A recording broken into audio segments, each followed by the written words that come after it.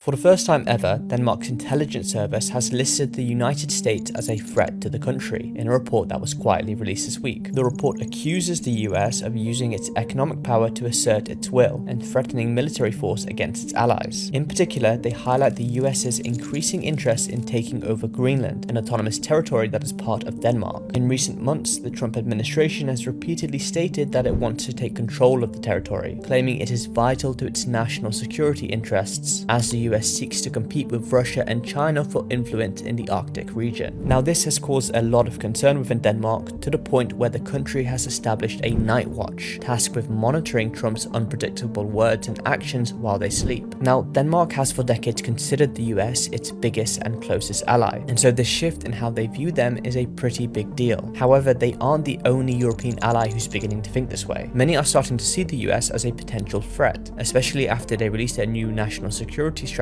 document last week, which claimed that Europe faces civilizational erasure and argued that the US must cultivate resistance within European countries to change their political direction, which to many European governments sounded like the US was openly signaling it would interfere in their domestic politics. And so Denmark's warning isn't coming out of nowhere. Overall, this is another reflection of the widening political gap between the US and Europe, and the sense that the long-standing transatlantic relationship is no longer stable. It is a moment that Europe hasn't faced in decades, the possibility that the US is no longer an ally.